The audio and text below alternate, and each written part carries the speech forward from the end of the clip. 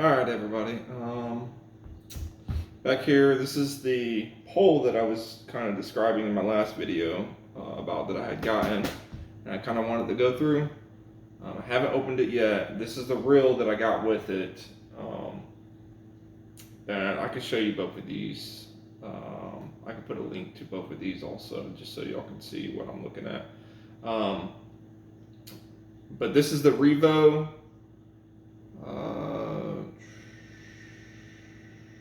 Where is it at? I'm trying to look for the gear ratio. I know it had, this is the one that had like the highest gear ratio. There it is. 9.0 to 1. So this thing has a super high reel speed. I picked this one out specifically because I wanted it to be for my frog rod. And I bought this rod right here. This is an Garcia Vengeance. This is an Garcia reel also. It's a Revo. It's the only one with the 9, I think it's like the 9.0 gear speed or whatever. But this thing is pretty sweet. So I got in this rod here. I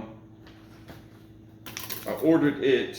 It kind of came with some issues. That's why I didn't get it and open it up immediately when I did originally ordered it. I ordered it a few months back. Because when I had ordered it, it never came in. It said it was almost here, and then it said it got damaged in the delivery, and they would send me another one. They never sent me another one, so I had to reach back out to Garcia and everything to try to order another one of these. But you can probably find this same rod. You can find them at Bass Pro. You can find them at even Walmart would have the same rod right here, the vintage rod. You can find it there. You can also find it at like, I don't know, Dick's Sporting Goods. You can find them on Amazon. It just depends on where you want to get it. Sometimes I like to get my stuff directly through Garcia. Sometimes I'll just go get it from the store. I'm kind of glad that I went ahead and purchased, like I did buy a rod a while back directly through Garcia, their webpage, and literally, I don't know if I still have the pictures, but the first bass I caught on it, literally the first bass, he wasn't even all that big. He's probably barely even 1.5 pounds, maybe 2 pounds. He snapped my rod at the base. So that kind of threw me off. I was like, oh, that definitely had a defect in the rod. There's no way that a little, 2-pound bass like that would snap my rod on the first fish I catch on a brand new rod like that. So in my mind, I'm like, okay, this is a defect. I sent it back, and Garcia sent me a brand new rod for free, which is kind of cool that they do that. So, but this is the rod I got here. I decided I normally don't like to fish like one of my favorite rods that I fish with is a 6.6 rod, and it's just a little Black Max cheap rod. I got it a while back. It's like one of my favorite first rods. It was $60 at Walmart. Little Black Max combo that I got, and now they have the newer combos. I still have one of the original ones, but yeah, that thing right there, I caught so many bass on it, and I love to fish like a super fluke and stuff like that on it. But yeah, this is this rod here. I don't really like to go above a 7-foot rod because I'm a shorter guy and it's kind of harder for me to cast and stuff. I will go higher. But I fished with my brother's rod, and he had a 7.2 or 7.3. I can't remember what it was. It's a 7.6. I don't know if you can kind of see here. I gotta spin it around. It's pretty long. I don't really rock these kind of longer rods from time to time, but it is a 7.6 heavy rod. So it's a Vendetta, and yeah, this thing is pretty long. So I'm gonna put it together with the reel. This is the Revo SX. Has a 9.0 gear ratio, so 9 to 1. This thing reels really fast. It doesn't have as strong as a drag as like maybe some of your other reels do. So the drag strength on here isn't quite as good. So that might give me a little trouble. But I mean, I'm not hauling out huge bass here in Panama City, Florida. We got like some areas that might have some bigger bass, but honestly, here in Panama City, an 8-pound bass is a huge bass for us. So like an average big bass for us, to see a 6-pound bass, we're pretty excited about around here. Some of the other places I fished in Panama City, Florida, they're kind of like cool. And then I fished some other areas like Gainesville, Florida, that kind of stuff when I lived over there. And I was AGR over there for a while. And yeah, the fishing over there was pretty cool. I fished like Lockaloosa Lake, Orange Lake, Lake Santa Fe, Noonan's Lake, which, yeah, that thing eluded me for the longest time. Like, I can't tell you, I lived in Gainesville for like 3 years. Literally on the last year of fishing Noonan's Lake, because it's a crappie lake, it's a huge lake. The last year of fishing Noonan's Lake, I finally caught my first bass out of it. I could catch crappie like crazy, just haul them out. And the gators that were around that lake, like, it was not uncommon to see 5 gators around you the whole entire time you're on the boat and stuff like that. So those lakes were pretty cool. And then what was another lake? Lake Sampson. It's over there. It's near like Camp Blanding, Florida. It's like the National Guard military base that we have over there. It's the only one that we have in Florida like that for the Army. But that lake right there is pretty huge. And then I fished what is the name of the lake? That's Kingsley Lake, that's on Camp Blanding. It's the big circle lake. You probably can see it on the map. It's a pretty big lake. So I fished some of the biggest lakes around there. I also fished the St. Johns River one time. I ran my boat over there. This is my old boat. I had a Bass Tracker 195 before that too. It was a red one, but I kind of traded that in and did some stuff, and then moved over here, and then had purchased a newer boat that I actually wanted. I didn't want a red one and stuff like that, and you know, those are some of those financial decisions that I didn't make too great. But anyways, in hindsight, I probably should have kept the other boat. It was already paid down quite a bit.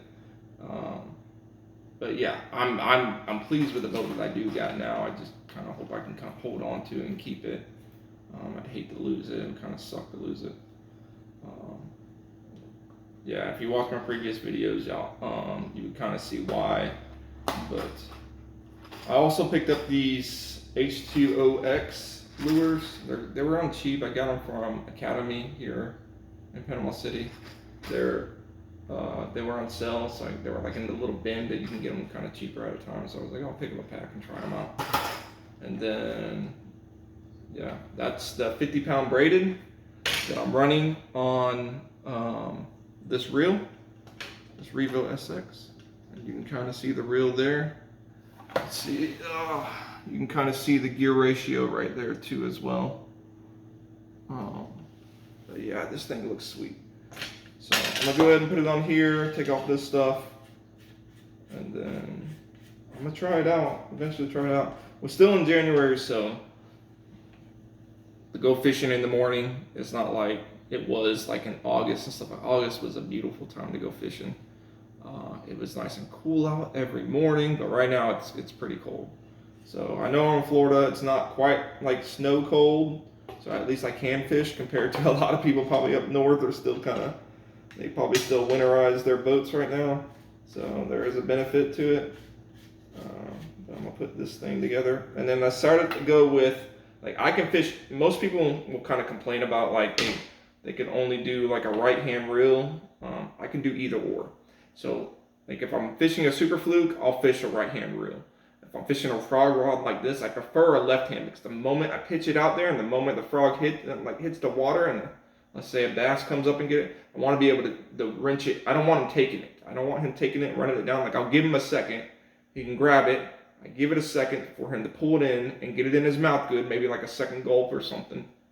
And then I set the hook. And I want to be able to like just haul him straight out of whatever mats and stuff like that I'm fishing. So yeah, this is that rod. It looks pretty sick, honestly. I'm not gonna lie, I'm actually kind of excited to try it out. But we'll probably give this thing a go at some point once I finish putting it all together. And how I like to build my rods, I rarely like to change out lures.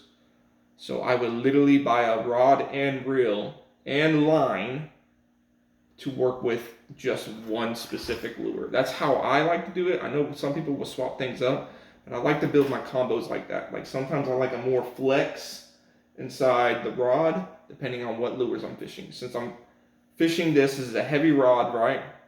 with braided line. There's not much flex in this rod, so I don't want to rip a frog out of a bass's mouth. I want to be able to have it flex some. So like that's why I decided to go with this instead of like, you know, maybe a different type of frog rod or something like that. I wanted something with a little more flex, a little more bend in it, so I can still set the hook. I can still get everything because I'm running braided. There's no stretch in braided compared to like mono fluorocarbon or whatever. So yeah, that's this rod right here. So I'll probably show at some point, I'll probably show like some of the different lakes, and maybe we'll just make a video per lake and stuff like that, or pond or whatever else I go to whenever we get around to it. But yeah, this is my new rod and I'm kind of stoked about it, honestly. So these are some of the things I'll still be able to keep if, depending on what goes on in my life or whatever, if I have to get rid of my boat at some point. I'll still be able to fish from the bank, and then eventually maybe things will turn around and I'll get another boat. But yeah, this is it right here. So I appreciate everybody kind of watching. It's a quick little down and dirty video of the Abu Garcia Revo SX and the Abu Garcia Vendetta 7.6 heavy fast rod. So that's it right there for you guys. I appreciate the video. If you guys could like and subscribe, and I'll see you guys next time.